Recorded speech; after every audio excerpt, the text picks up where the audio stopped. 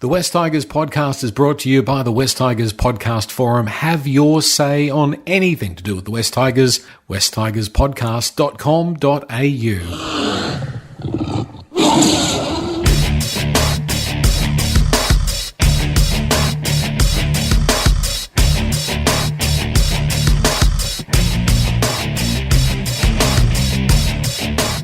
West Tigers podcast, it's episode number 348. I'm joined by Steve and Nick on a Monday night.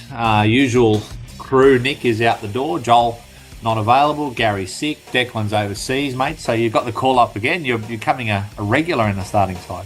I don't mind that, Eddie. Thanks for having me again. Yeah, I'm enjoying it. It's first time here without Gary, so we might have to hold my hand a bit. Yeah, no, well, I was going to say, I usually try and have my dinner when Gary's on because I don't get to talk much. But you better be on the ball tonight, mate, because there's not going to be any 4-minute responses to my questions. It'll be a breath of fresh air for you, Nick. See, I was going to say with Declan, it reminds me a bit of Bateman. Like he didn't tell us he was going overseas, so I don't know if we have him back after this. I mean, that sounds a bit harsh, but maybe he's just sitting in his lounge room at home and he's just used the overseas thing as a ruse.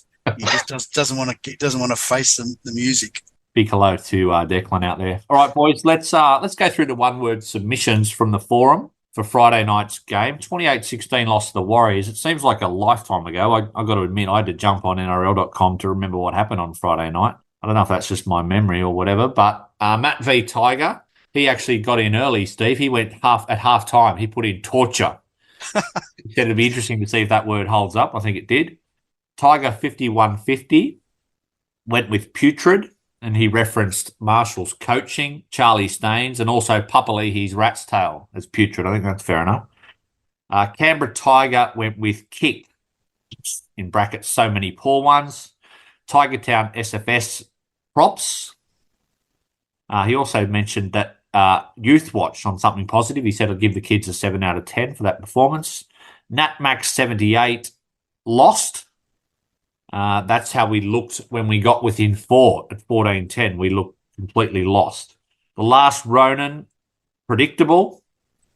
He said it's like a script for every game you could write. I certainly agree with that. Avo went with wise for not watching the game. Avo's digging, deeper and deeper into that black hole that I'm going into, I think, with his words every week.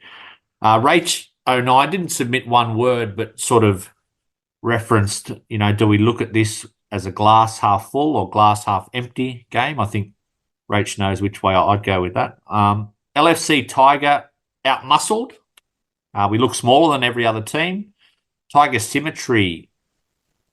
4, I'll have to check this one again because I can't read my own writing. I'll come back to that one's Tiger Symmetry because that one was one I wanted to make a point on because you actually put a paragraph. I'll come back to that. Logan R21 went with fundamentals, composure, no, in brackets, and we look overcooked. Snake, he had about 100 words. He said basically it's time for Marshall to go back to the media. Enumerator, patience. So he's happy we're getting rid of some of the plotters, and it's time to have faith and trust Benji and Richo.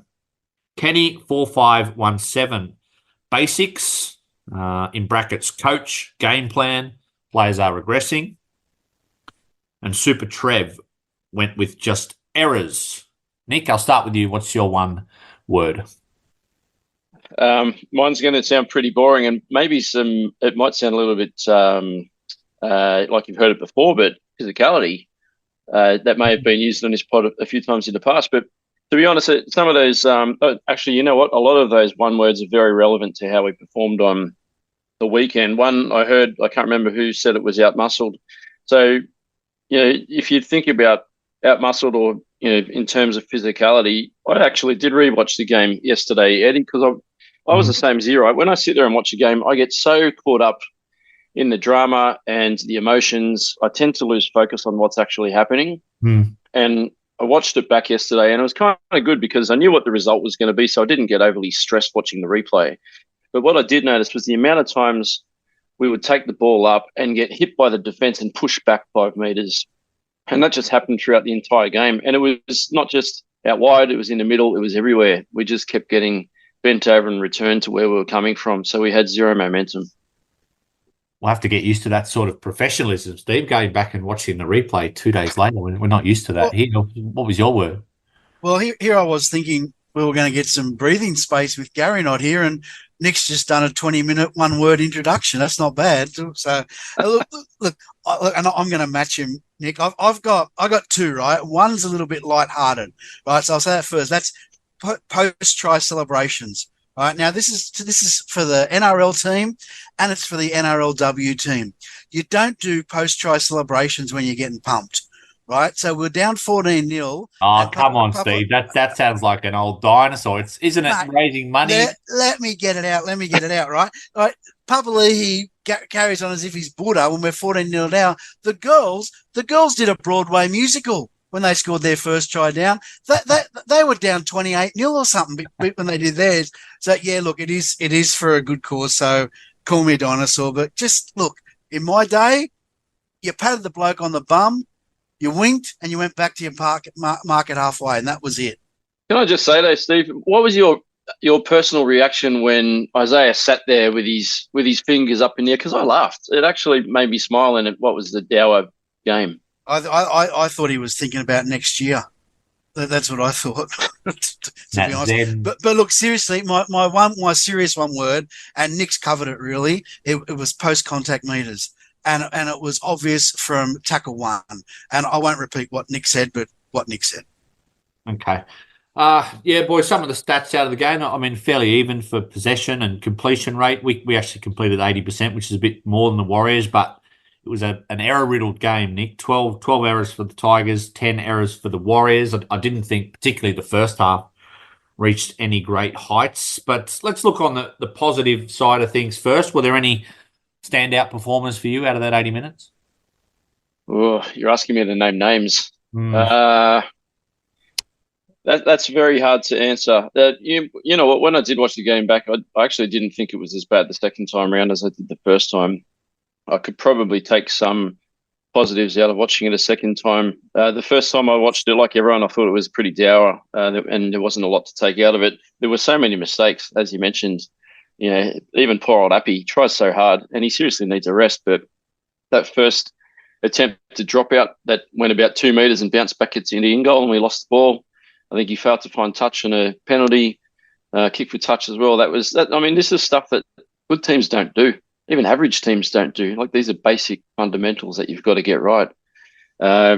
Positives, you know, Talon, again, I liked watching him. He made some really good dummy half runs and some good meters. He does look like, I can't remember who said it. Someone said he looks like a young Robbie Farah. And I do see resemblances with the style that he plays. So I love watching him. Even Luke Laulili, the poor kid with the HIA. It looks like he'll be out this week too. But I love the way he runs the ball. He's just so aggressive for an 18-year-old. You know, I think I said on the last time I was on here that he could potentially be the next Taniela Tuiaki, just the style that he plays, and I can't wait to watch him the next couple of years develop. Yeah, I got a couple of positives. I am liking what I'm seeing from Galvin and Buller. They were doing that early in the season, and they sort of lost their way a little bit, but they've found that mojo again a little bit. So that attacking combination is looking pretty good. It was a good fight back again, you know, from 10-0 down. I think Benji mentioned that in the press conference, the fact they didn't give it up, that was good. But the one that I really liked was the other Fainu, like Sione Fainu. I thought he's starting to look the goods. Like his brother, Sam Fainu, has hit the ground running, but Sione also, he only played for 35 minutes, but pushed out 101 meters. And here's the thing, right? 46 of those 101 meters were post-contact. Yeah, that was the most in the team on the night. Yeah, right. So that's something to look forward to. Yeah, I suppose it was a bit more balanced, Nick, the way Benji used his bench this game. He only got 35 minutes off the bench. Seyfarth got 52 minutes. I know De Silva started, but he got 37 minutes. Where do I want to go with this? I thought the halves was interesting. I thought Fino, was interested. I was disappointed he was relegated to the bench late, but he did get probably upwards of 55 or 60 minutes. What did you make of his performance? I was happy he got that late try assist at the end of the game, just for his confidence. Yeah, me too. I wanted to see Latu start the game, to be honest. And I know I had a chat with Gary before the game late last week, saying, my preference would have been to play or to start Latu and Galvin in the halves. I wanted to see Talon play 9 and put Appy on the bench. I just think at this stage of the season, I honestly don't care.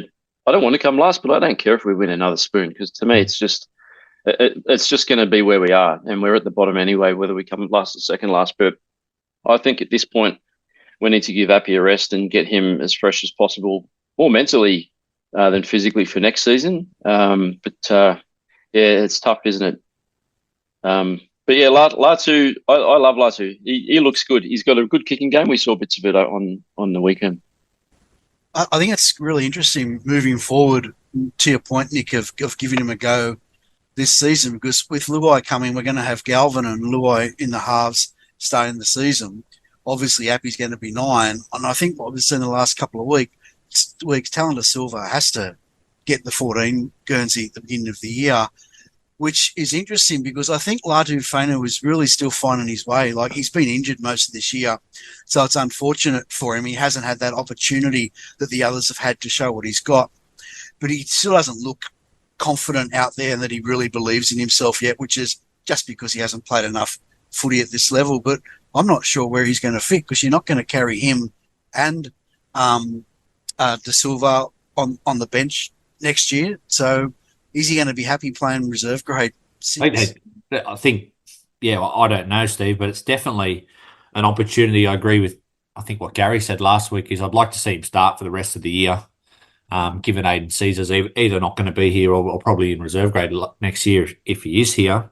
I just still look at that sort of, I know Galvin's a bit of an outlier, Nick, in terms of how he burst onto the scene, and even in that first trial game, I remember him demanding the ball. I see Latu a little bit more passive at the moment, maybe in that last 15 minutes or so, but it still seems like even when Galvin plays with Caesar, he's always calling for the ball as almost the dominant playmaker looking to make things happen. I thought Latu sort of, I know he's been played out of position and, playing hooker off the bench really didn't suit him and showed nothing of his game, but maybe that last 15 minutes, I thought he got on the ball a little bit more and tried to run the ball a little bit more. No, I agree. Are we without, just on the topic of the halves, are we without Galvin this Thursday? Not as far as I know, unless something's happened. Was there an HIA or something? I thought I heard that he was unavailable. That could have just been some crap I saw on X. Yeah, but, I haven't caught up on the news, but I assume he's available. But, I mean, Caesar's out for another week. You'd think Latu, now it's just time to start him, really. It is. What I'm really looking forward to, I'm planning on going on Thursday night, and what I love about Leichhardt is you can get so close to the field. I really want to listen and see who's calling the shots, because Leichhardt, you can hear everything. You can hear everything that the players are saying. So especially I want to know. 5,000 people there, Nick. Correct. Yeah, it's going to be a bumper crowd. The 10 Cowboys fans that turn up will probably be more vocal than us. But you know what? I'm going to be doing my best to rev the boys up, as I always do. So looking forward to Thursday. Hopefully the boys can stick solid for the last handful of games and give us something to cheer about. Always look forward to Leichhardt game. We will do a podcast Wednesday night. Joel said, I think on Saturday, Steve, that he wanted to host the midweek podcast. So a bit of a change up. I don't know if he's got some surprise in store, but we'll find out. Quick turnaround this week. Steve, I wrote down this point, the turning point. There's always a turning point in West Tigers' losses. And we got back to 14-10 after a fairly miserable first half, but 2 back-to-back tries. I remember saying on the group chat, this game's there for the taking, but something will go wrong. And this is what I wrote down. It was actually off just NRL.com. So 14-10, 55 minutes. Then on 58 minutes, Sione Fainu put on report. Penalty, Warriors. 61 minutes, Alex Seyfarth put on report. Penalty, Warriors. 63 minutes, Alex Seyfarth offside. Penalty, Warriors. 68 minutes, error, Lockie Galvin. 69 minutes, try, Fanua Blake. 2010, Warriors. Does that sum up where we're at? Well, I actually think it paints a prettier picture than what is reality, because it took 4 or 5 errors before they actually scored. Usually with us, it's 1 error and then we can't back it up and they score straight away. So the fact that we actually defended 4 before the 5th, but that try, that one you're talking about, was just straight up the middle. And it's just typical of our season, and it's typical of our last 2, 3, 4 seasons. And this is the thing that's so frustrating and so disappointing, is that we just make the same mistakes over and over again. And this undisciplined football that we churn out week after week is just not NRL standard. And it's, it takes away from the fact that there are footballers in this squad that can play, but you can't play and compete when you make error after error after error. And I'll add to that, miss tackle after tackle after tackle. If I can just add to that timeline too, Eddie, I've got in my notes in the 66th minute, Stafford Toa does his hammy, and we'd already lost Luke at that point. So we'd lost a winger and then a centre. So there's a bit of reshuffling going on in the back line, which, is not helpful. So, yeah, it's just typical Tigers, isn't it? Looking at some of the forwards, I've got to be honest, we're talking about Stefano later, but I can't really be bothered analysing Ice's or Stefano's game, Steve, because what's the point? They're not going to be here much longer. I actually did think Ice had one of his best games. Ironically, looks like we might have found his position at lock forward. Played 46 minutes off the bench, 13 runs, 104 metres. But was there anyone in that forward pack, that sort of reshuffled forward pack, that stood out? As I mentioned Finer before. No, not apart from that. I'd say, Pole and Motta wasn't their best game, but they're solid. But the middle was weak, mate, and Pole's in the middle. 12 was terrible. Yeah, so I was gonna say that, Steve. Like, what? I don't get the love for this guy, and I don't want to. I know I'll never sniff an NRL football field, so they're professional footballers, and well done to them. But why did we go out in the off-season and re-sign Alex Twal for 4 years? I just don't understand it, and he doesn't strike me as the sort of guy that would get a long contract and just turn his toes up and not put in. But gee, he has absolutely no impact on a game. Well, I'll talk about this in more detail, hopefully, a bit later when we talk about Stefano. But why do we sign him? Because we're desperate and we're limited with our choices. Like, I'm not a Twal hater. I actually like what he can bring to a football team. He's not a star. He's not going to win you a game. He's not a momentum changer, but he is going to push out a solid 50, 60 minutes in a game. But even his production, Steve, has dropped off a cliff. Well, that's the point, mate. Like at the moment, that's gone backwards big time. And he was totally ineffectual in that game. He was a passenger, which is not like him. Usually he'll make 30 odd tackles and he won't miss many, and he'll do hard meters. He won't make that many post contact, but he won't get pushed backwards either. But at the moment, he's not showing it at all. And Seyfarth was pretty much the same, very ineffectual in attack. Defense was pretty poor, and he was undisciplined again. You agree with us there, Nick, around Twal? Like, I mean, he's probably been solid in years past, and I remember there were years there, might have been going back to the match days, where he was pushing out 130, 140 plus metres. Maybe his minutes are down, but it just seems to me this year, like, you look at the stats afterwards and you go, well, I don't even remember him playing. Yeah, I mean, he hasn't really done a lot to be noticed, has he, on the field? The only time that I really take notice that Twal's got the ball is when Vossi gets excited in the commentary box. Here's the 2-time try scorer or career try scorer. Steve's favourite commentator, Andrew Voss. Yeah, I've heard that before. But no, yeah, he's probably not the rock solid, prop. Or do you call him a prop? He's given a prop. I don't know if he's a prop or a lock or a back row. I don't know what he is, but middle forward, yeah. Not the one that he was. Seyfarth, I'm not a Seyfarth basher like Gary is. I know Gary's not a great fan of Alex Seyfarth. He did charge the line quite a few times on the weekend with a lot of intensity. I do like his intensity and attitude when he's on the field, but yeah, you're right. He just keeps making ill-disciplined mistakes and costly mistakes at crucial times. But guys, we've definitely got something here in these Fainu brothers, Sam and Sione, and I don't know the contract status. I was actually going to look it up before the pod and I forgot where they're at. But if they're not re-signed long-term, they need to be, both of them, especially with what's happened today and what's happened this year with our forward pack, because there's two blokes that we cannot afford to lose. Yep, certainly agree with that. The outside backs, Nick, again, looking at the stats, No, I mean, Roger Tuivasa-Sheck, for instance, ran for 294 metres. There's no one in this 17 that went around in Auckland that sniffed that. Buller the most with 129 metres. But again, I'd have to go look at the replay and have a look. But 15 kick return metres, it's just been a weakness all year, not just with Buller, but just with our back three or back five with the wingers. Charlie Staines made 2 errors. Luke Lalili, I think, has got a lot of promise, but he's got to sort out his handling. He made 3 errors, and I think 2 of them were really bad ones. But that's just been a huge deficiency this year, is getting our sets started. Yeah, I agree. I think with Luke Lalili and Charlie Staines, maybe it's a bit of like I said, I love how Luke runs the ball back. He runs it back so hard, and there's a lot of potential there over the next couple of years. Charlie Staines, I don't mind Charlie, but he kept getting hammered. Every time he sprints the ball back, which he does on his kick returns, or even when he jumps in to try and help out at dummy half early in the set, he runs with a fair bit of speed, but he gets hit hard and pushed backwards. So there's not much post-contact happening there.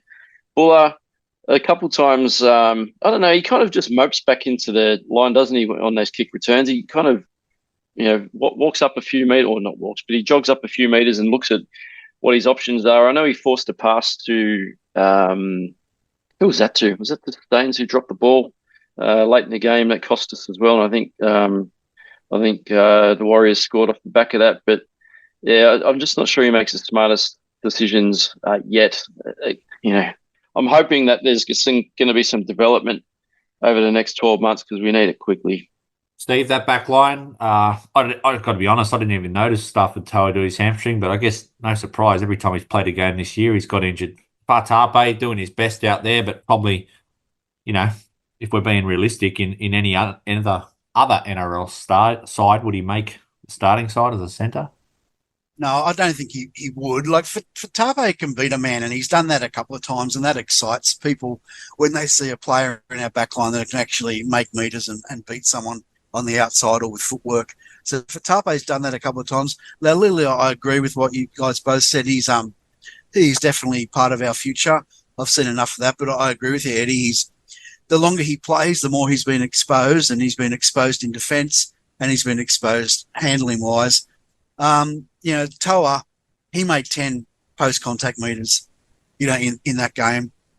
And this ability to bring the ball back to start a set, it is a chronic problem for us. And we've now got a chronic problem in, getting front row forwards into the squad. And we've also got a chronic problem in getting outside backs to start the set strongly. Because what's the bloke's name from Penrith that's coming over? What's his name? Taruva. Yeah, he's a decent player, but he's not the guy to start the set either. He's quite little.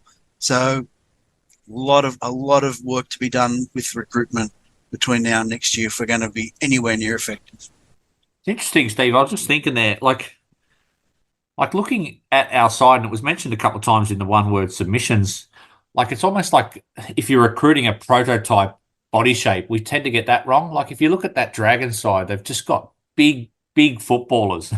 Like, you look at the winger in the back row and they look exactly the same. Whereas West Tigers, we just tend to look small. Even our back rowers. I know Ice has been a premier back rower in the past, but Bateman and guys like that, it just seems like we have sometimes the wrong body shape for the way modern football is played, which is so fast and guys are so powerful and big and strong.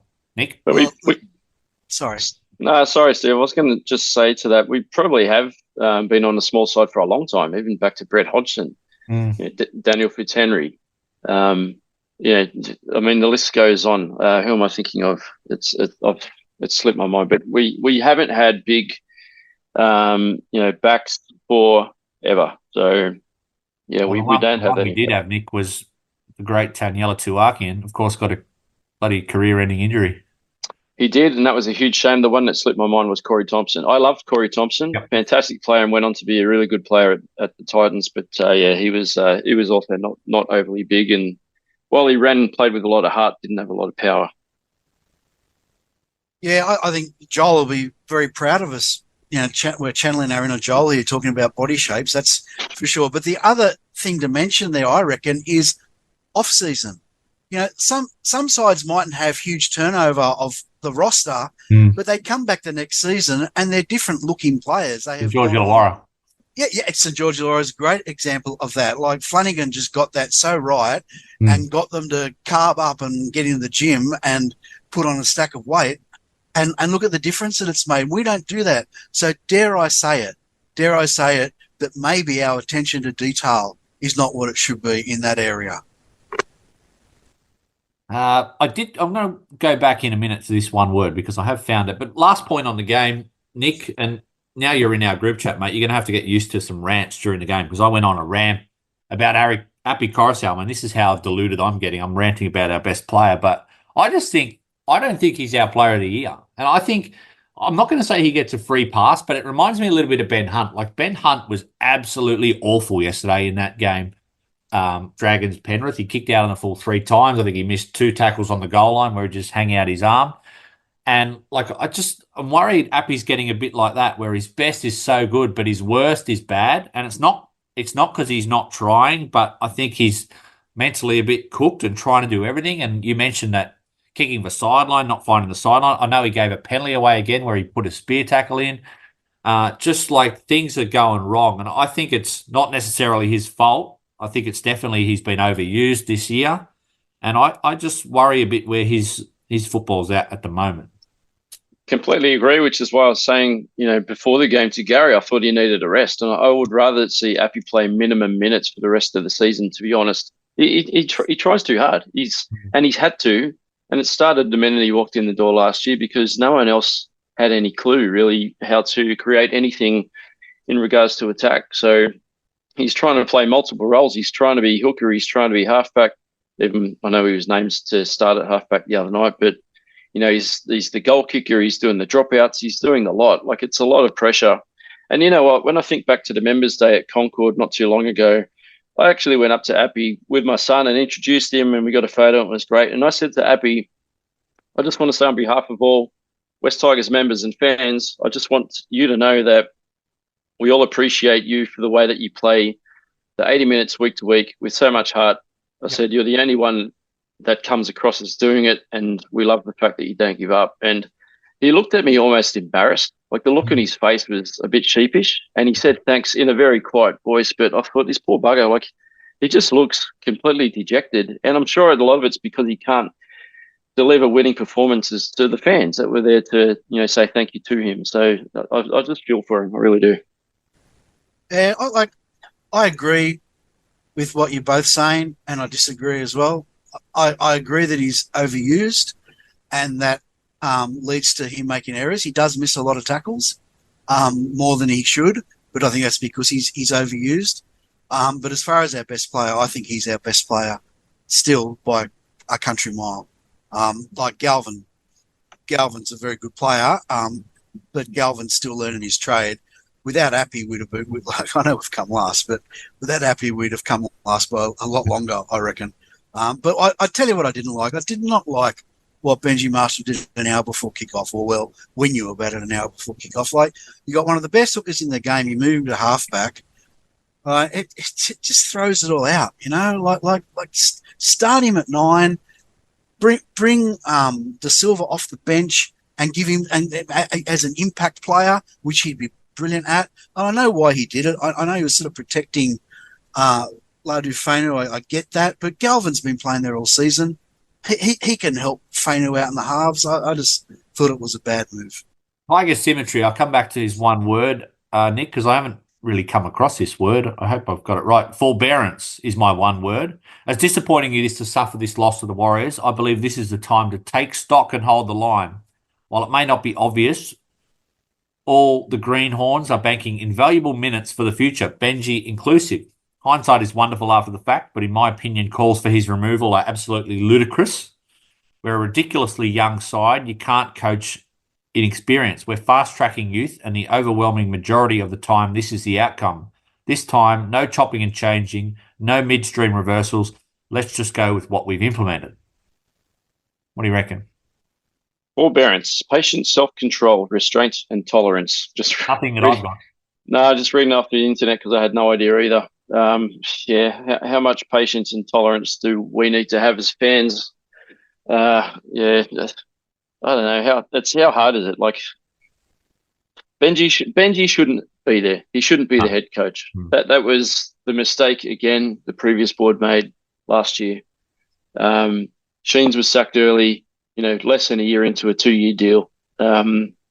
It's easy to think in hindsight, but I would have loved Sheens to have stayed on. I don't care if they had flipped it. If they had said, you know what, Benji, it's not working out with Tim leading team, we're going to give you the head coach role for the remainder of your tenure, but we're going to keep Tim here as your assistant. I think that would have worked better because Sheensy's that older head, a lot of experience. You could take that gameplay sort of thing away from Sheens, and he could have stayed there and watched the younger grades and reserves and been that that wise voice in Benji's ear, but it wasn't to be. Now we're kind of talking about, do we bring in another experienced coach? I know Benji came out the other day and he said, that's you in the media talking about that. We haven't discussed that internally, but whether that's the truth or not, I don't know. Is Benji the right guy going forward to coaches? Do we know? Does anyone know? I don't know. It's just that situation at the moment, Steve, which is probably impossible because Benji's been thrown into this. He's a club legend. He's recruited one exceptional player, Jerome Luai, and if we were to move him on at the end of the year, who knows what would happen with that? But in saying that, I'd take Brad Arthur tomorrow, just in terms of where our club's at, in terms of the young list, in terms of what he did at Parramatta, potentially some players becoming available there. But I don't want to jeopardise Jerome Luai, and I also think it's completely unfair to sack a coach after one season. But do you know what I mean there? Brad Arthur's got lengths on Benji for me, and of course you would. It's your first year coaching a team. But there's a lot of, not so much in the media, but there's a lot of discussion among Tigers fans about it, whether we just rip off the Band-Aid. I know that sounds pretty flippant, but it wasn't Richo's plan, and there's no way he would have put Benji Marshall in charge of this club where it's at the moment. Yeah, look, I can't see it happening. I think everyone, pretty much close to everyone, would agree that it was a mistake and it was a reaction without a lot of consideration from the previous management. But one of the biggest complaints we've made about the club is our inability to stick to the plan. So rightly or wrongly, we have a plan in place which involves Benji Marshall as head coach. I don't think you can chop and change that now. My personal opinion is, I've said this before, is, excuse me, we need to support him as best we can by getting the most experienced people available and that are willing to come and aren't ego-driven to come in and be around him as assistant coaches. And well, that's starting to happen with the unofficial news that Robbie Farah's going to move on. Now, who replaces him, I don't know. But I think that's what they've got to do. I think if we're having the same conversation this time next year, he'd probably be lucky to survive. But I don't think it's going to happen now. In my personal opinion, sorry, Snake, my personal opinion is that it shouldn't at this stage. Got to support him. Okay. Let's talk Stefano, boys. No shock horror. He's decided he's going to leave. Apparently, Mick walked into Benji's office this morning before training and told him he's off. He will go to Canterbury or Melbourne. Looks like I would bet my life on it's Canterbury. And I reckon it will be announced just after that Leichhardt Oval game so he doesn't get booed on Thursday night. I reckon it'll be announced Friday that he's going. Do you remember who picked it, Eddie? Do you remember about... No, I don't, but I assume it's you, given you're bringing it up. Well, funny that you mention it. Yeah, I mean, I think most of us sort of saw this coming. Nick, I don't really know where I sit with it. I've got mixed emotions because he has definitely underperformed, but I can also see a world like Steve does where he becomes that origin prop in the future at a club that's going places. What do you make of one, his decision to quit, and two, where do you think, is it a positive or a big negative for us again? Exactly the same as what you're saying now. I'm 50-50. So my first reaction was disappointment.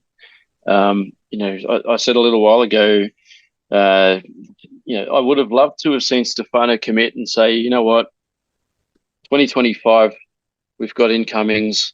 That's going to bring some attack. Let's see what we can do with Luai and Taruva in the team.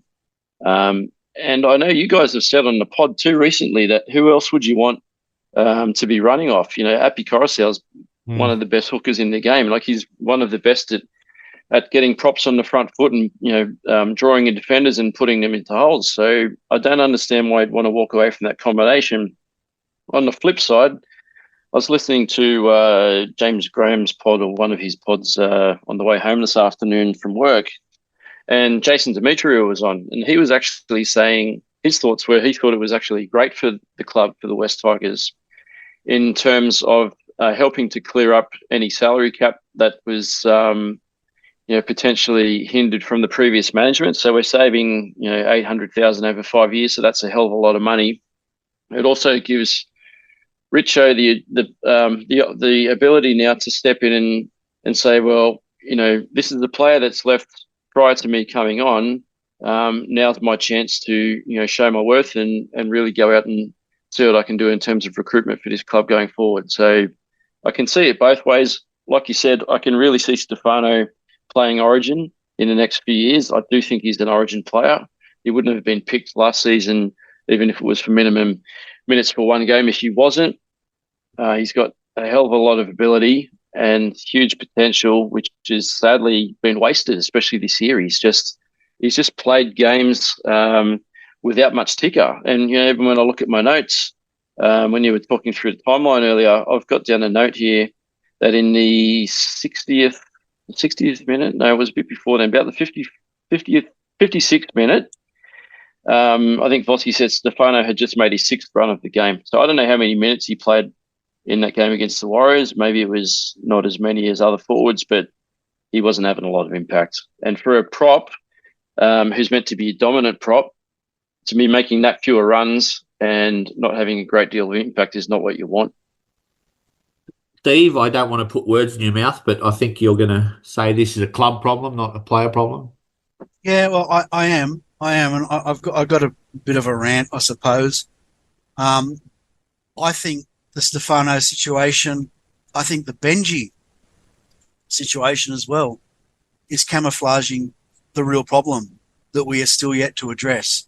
And I know there's a lot of hate out there at the moment for Yuta Kamanu. I get that. But we're very emotional as supporters. And the minute Stefano sort of shows that he hates us, we tend to throw hate back at him, which is happening. But the bloke's won 15 games out of 70. That really stands out, that number, doesn't it? 15 out of 70. And he's gone backwards, right? He's gone backwards. Now, look, I wish he would stand in front of a camera and say, I'm a West Tiger till I die and I'm going to be part of turning this club around. Like, I reckon we lack that sort of athlete now in the modern era, and I reckon it's a real pity, But I just can't blame him. I can't blame him. Can I just run you through a few names, right? So here's a list of guys that we've brought to the club that have underachieved, in my opinion, right? Papali'i, Bateman, Naden, Clemmer, maybe Clemmer, Mbai, Packer, Roberts, Dane Laurie. That's the last 5 years. Here's a list of blokes that have left the club and gone on to show that they are really good footballers in the last 5 years. Offa Ngowie, Sean Bloor, Luke Brooks, Jacob Little, Tommy Talau, Luke Garner, Luciano Leilua, Billy Walters, Josh Alloway, Matt Eisenhuth. At the moment, first grade's coming last. Reserve grade's coming last. The NRLW teams ain't played one game. It's coming last. I watched them on the weekend. I watched a lot of the women's games. We looked the least prepared team out of all the teams I watched, right? We have a chronic club problem of underperforming, right? We accept mediocrity in this club. There's no attention to detail, right? We've got a young squad. We've got an inexperienced coach. We haven't got a winning culture, right? And we had a previously totally inefficient admin. You throw all that together, and that's why we're in the mess. The problem is not Stefano, in my opinion. Stefano is an outstanding talent that has shown that. But he hasn't been able to do it consistently because he's sick of playing games in a club where he doesn't get any support on or off the field. You can't argue with this. I just read out 20 names of players that are going to be better off elsewhere, not with us. And until we address the issue of this mediocrity in our organisation, we're never going to attract players, and we're never going to get the best out of our juniors or the best out of players that come to the club. So that's my 2 cents worth. Fair rant, Steve. I mean, there is personal responsibility though for that sort of form. Yeah. I know. I agree with that. I agree. You know, like I look at it and I think I remember what Gordon Tallis said last week, Nick. He said, as a prop forward, your job is fairly similar at whether you're at the best club or the worst club. You've just got to run hard and straight and make meters, Steve. No? But can't you? I agree with you, right? I agree 100%. I'm the sort of guy who wants to see these guys take ownership, you know, like Woods used to say, oh, I need people around me. I thought, why aren't you the one around others, right? Like, I agree with you. But surely the evidence in the number of players over time shows that it just becomes too much for these guys. And like Appy and Lee Crooks, it's about the only people I can remember that were able to do it on their. Well, Crooks was in a different era. That's probably a bad example. But they just can't do it. They come in with the best of intentions, most of them, I'd say, and it just wears them down. Is my point. Yeah, I mean, that's going to be the very interesting one with Luai, because he's going to come in, you know, possibly riding off 4 straight premierships, and he's going to be, you know, talking it up and very optimistic. And I just wonder where he's at in a couple of years' time. But what do you do with him for the rest of the year, Nick? I'd put him in State Cup, and that's not because, you know, I hate him or I want to hate on him, but I just don't see the benefit now of playing him for the rest of the year. You just said to me 5 minutes ago, you don't really care if we finish last or second last. Richo, they put out an interesting statement. It was all of 33 words at 9:20 a.m. and it was 2 sentences saying Stefano's decided to leave. We wish him the best for the future. Now, apparently he was quoted somewhere else saying we want people who are up for the fight, which is direct shot at him and a message perhaps to the rest of the squad who's on the books at the moment. So if he's going to back up those words for me, I'd put him in State Cup for the rest of the year. Yeah, I thought about this topic today. Actually, I'm still not sure what I'd do. I don't know whether they ask Stefano, you know, whether he thinks he's up to playing the next 5-6 weeks and give him the chance to respond. He might come out and say, you know, if I just backtrack a second ago, we talked about Papali'i having a great game on the weekend. He was quoted in an interview I watched. It might have even been on our website, on the Tigers website, saying that he really wanted to finish the year off strongly before he goes to Penrith. He was talking about finishing up at the Tigers and how it was disappointing, how it had gone across the last 2 years. But and he did stand up on the weekend. Maybe Stefano will want to be the same. I don't know. Maybe there is something that he can still add. Maybe he can come out and play a reckless last handful of games and show the younger guys, you know, how it is to play as a damaging prop. I don't know if he's got that in his mentality. I'd love to think he does. But yeah, do you or not? I don't know. The other thing too, we're so decimated. Who do you bring in? If you drop Stefano to reserve grade, who do you bring up? I got no idea, Steve, but I don't know whether it's just being bitter and twisted, but I feel it'd be interesting to see what they do. What do you think they should do? I think you got to think towards next year. I remember we had this discussion at the beginning of this year when the winger, what's his name, Tupu, yeah. He signed elsewhere, and it was we'll drop him. Well, no, if he's our best winger, he's got to keep playing. If we're in contention of making the 8, you got to play your best team. But we're not in contention for the 8. So what's the point of the games this year? It's to look forward to next year. Now, one part of looking forward to next year is not getting done by 40 every single week between now and the end of the year, right? It's being competitive. So you got to put a team on the paddock that's competitive so you don't get flogged every week like we did the last 2 seasons. In saying that, if we've got front rowers that are ready, like young Miller, give him minutes, give him as many minutes as he can handle at the expense of Stefano, because Stefano is no longer a priority. But if we need Stefano, because we've got no one else, then he's got to go out there and play.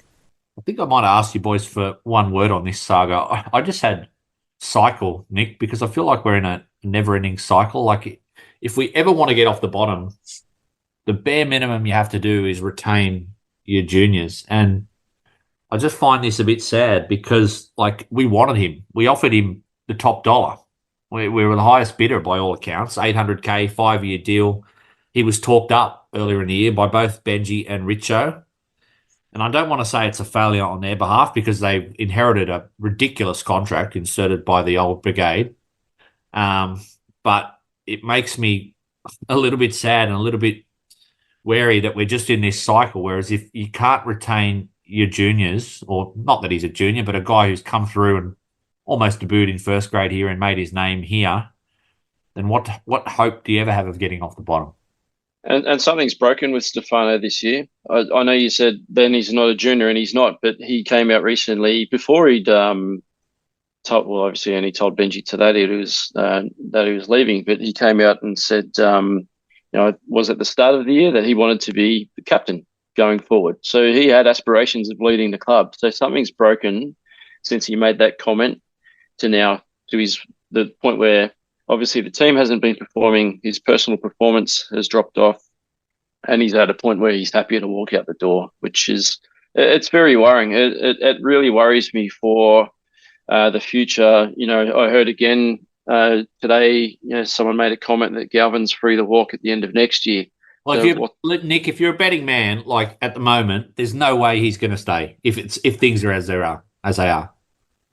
Correct. So the exodus will likely continue, and I guess that's where you got to be hopeful that Latu Fainu will still be in the back pocket and will want to be around going forward, because he would be, if Galvin left, and I don't want him to leave, but if he left, Latu, you would imagine, would be the next one to come into the halves. But if Galvin does leave, that doesn't say much for our future, does it? Yeah, well, two things to say on that. One, as far as next year, this Luai coming, this is so important now, because we need him to have that strength of character to get young blokes like Galvin and pull them in and say, come on, we're going to do this together. So, he's got up until November of next year to do that, to turn someone like Galvin around. I did hear that a lot of the Galvin talk was coming from the management, and it wasn't really Galvin's, really his attitude. You can have the same manager in a year though, Steve. Yeah, well, that's true. That's true. As far as Stefano goes, I just want to make one other point, and that's, there's a lot of people saying this is all about money. I think it's going to be proven that it's not about money. It's actually about his career, and wanting to go to the best club or the best coach, because it's looking like it's going to be Melbourne or Canterbury, most likely Canterbury, apparently, and that's going to be less money than what we offered, and it's going to be less money than what the Dolphins offered, apparently. So he's not about money. He is actually about his career. So it's him thinking that he can't progress the way he wants to progress at West Tigers. And Nick, I would say that's what's broken. His trust in the club broke. Steve, I mean, you're a big part, and we all were on the podcast last year of some of those massive changes that happened at the club, and we were all excited and optimistic, and I think we're all thrilled when Shane Richardson, decided to stay on for longer than 6 months at 4 years. Is this not the first failure on his behalf, but do you think he's finding it even a little bit harder than he expected? Because this was one thing that I thought he might be able to shore up, is that even the young guys coming through, get them to believe in the plan. It would be a positive for Benji's coaching, despite the fact he's on the bottom of the table, is he could get young guys to buy in and re-sign. Is it the first failing of their sort of regime, Benji and Richo? No, I don't think so. I still think it's a hangover from the, Pascoe Hadjibentalis days. I think the whole coaching situation, it's not Richo's doing. I think that has, in part, has probably led to some of the decisions being made. I think just this year after year after year of non-performance has just worn people down, which has an impact on even the younger guys coming into the club. So no, I don't put the blame at Richo's feet or say that he's making mistakes. He is. You can't argue. He's an extremely experienced and successful footy administrator. So I still have faith that he will be able to work positively here, yeah, I reckon he's absolutely would be thinking, bloody hell, this is harder than I thought it was going to be, and the challenges are much greater. But I think he's doing all he can do. But the next 4 months next 6 months between now and the start of the season, that's going to really test his mettle. Because who's he going to come up with? Because we, as I said earlier, we have no front rowers, first grade standard quality to start the season next year. None, right? So we're like, you can say Pole, but I think Pole's better starting at 13 or coming off the bench. All right. And so outside of that, who we got? Well, we still got Clemmer. That's true. I forgot that. Yeah, we got Clemmer. Sorry. All right, we got one. Mm. We got one. But how long is he going to perform for? Like he's on a downward trend, I think. But the point is, we've got to find some forwards and some outside backs between now and next year. Mm. So he's going to be tested. And the one thing I just wish he would stop saying, right? Like the fact he's so strong in his words, Richo, and when he said earlier in the year, you got to be a member to have the right to be listened to at the club, and then coming out today saying, well, I'm only interested in those who are going to be part of the fight. Like, there needs to be some respect for the situation the club is in and how that has affected people, both fans and players. Some empathy for that situation rather than just being totally bullish. I suppose he has to be, but I mean, Steve, it's sort of the opposite. The other guys were trying to keep everyone happy, and we complained about that. Yeah, true. Good point. John Bateman, Nick, it was a bizarre statement the club put out at 6:14 p.m, so 14 minutes into that Warriors game. Slightly longer Stefano's. I think it was 3 sentences rather than 2. It said, John's leaving West Tigers. All parties are comfortable with this. Surely he's not back next year. I know we talked about it last time, but I just think it's all over there. There's more questions than answers. When it was announced, I think Gary messaged me during the game and said that it had been released, and I thought, what?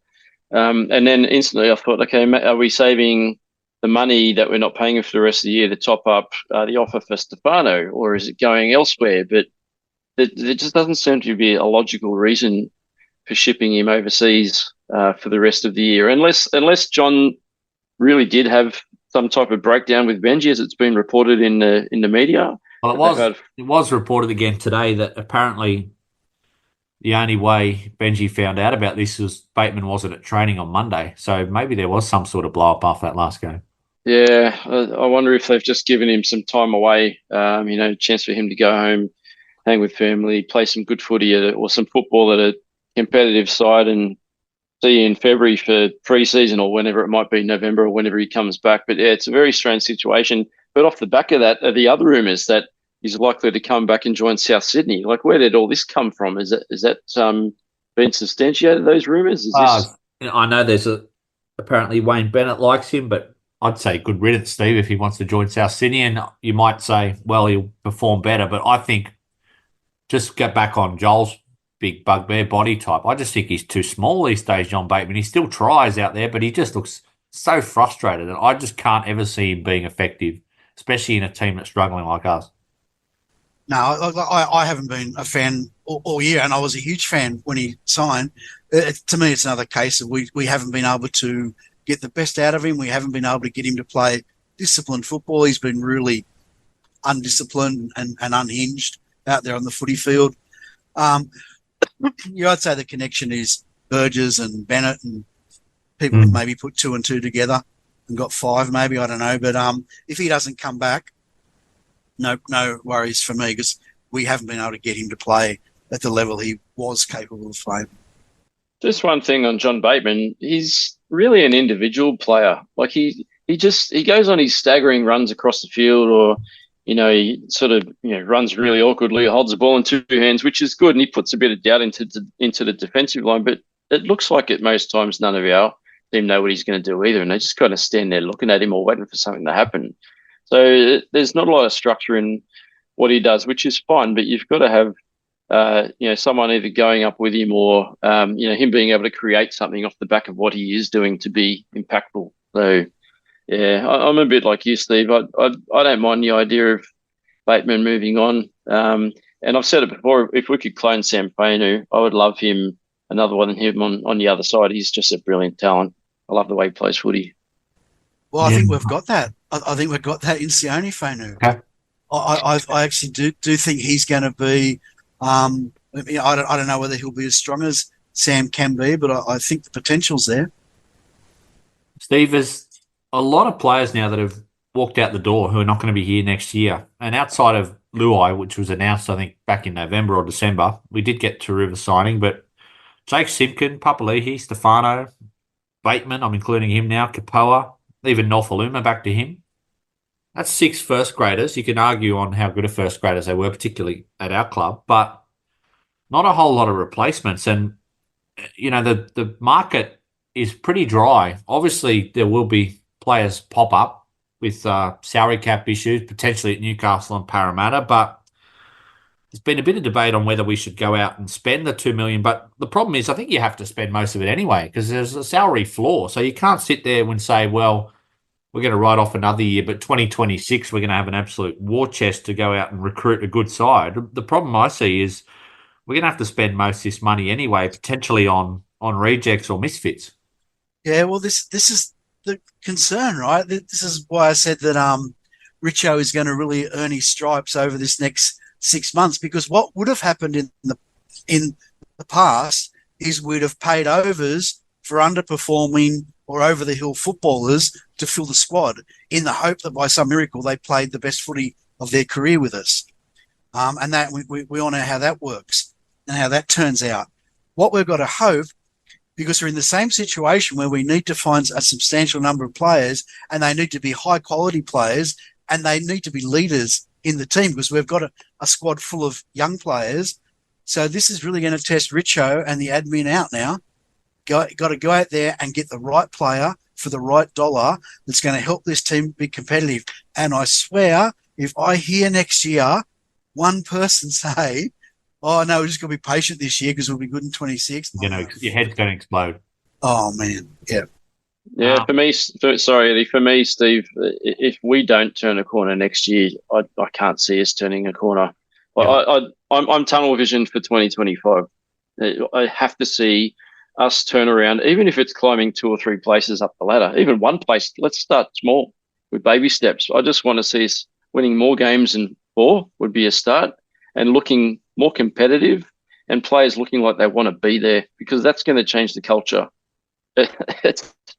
I've said it before, and I know people are sick of hearing it. I've had some people writing comments on Facebook, but Jerome Luai, hanging on him, like he's going to be the culture changer. He has to be next year. Can't wait. Yeah. No pressure, Jerome. I mean, he's going to be captain. He's going to look like Appy in a year and a half. He'll look like he's 80 years old. I hope I'm wrong, but Can he play front row? he's going to have to. Might have to. Steve, are there any names that you'd be recommending to Concord about? I just think, I know this sounds simplistic and I'm sure they're thinking about it, but I think we've got to recruit as much on character and personality as we do on quality, because I'm not saying some of those guys that came in didn't have the right intention, but it's clear that after a year or so, when things are not going well, they either drop their performances or drop their bundle. I just look at what Canterbury have done, and they didn't bring any big names. They brought in 6 or 7 bench players from first grade, and they got hammered for it. Jaden Salmon, Kurt Mann, Blake Taff, all these guys, and they are. I know it's probably coaching that's part of the issue and the culture why they've turned it around, but maybe that's some sort of blueprint for us with not a whole lot of big names out on the market. Yeah, I agree with what you said there, Eddie. I reckon they've got to go out there and look at all the blokes that are available next year that are the last ones to leave the training panic and are all and doing all the extras and have incredible attention to detail and don't accept any standard of mediocrity. And they're the guys that we've got to bring into the club. Now, to throw and now I don't know whether these blokes I'm going to mention are those guys, but Valentine Holmes, I don't know. I'm not sure how old he is, but He's 30. 29 or 30. Maybe something worth having a look at. Again, I don't know their age, right? But the Saifedi brothers, they might be what we need in the forward pack. I don't know if they're coming as a package or it's only one of them available, but There are a couple that spring to mind off the top of my head. Any names for us, Nick? I was thinking more just a bit of a left field idea, just almost adding to more help around Benji. Like I'd be looking at someone like, and I don't even know if he's interested in coaching or something, just someone like Dale Finucane. I know he's retired as a player, but I know he was like so many people at Cronulla credited him with turning around their culture in terms of hard work. And he would be, like Steve said, the last player off the training paddock, the hardest trainer.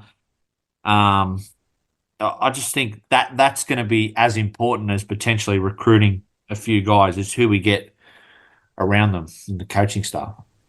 Yeah, I don't mind those names. I don't have any other names off the top of my head. But again, I'll throw back to 2005, which was a lifetime ago. But we didn't have a team of superstars. We had a couple of young guys that had a lot of flair, but that was about it. But the team was really made up of guys that were just doing the job. Whether it was players like Mark O'Neill or Chris Hyington or Liam Fulton.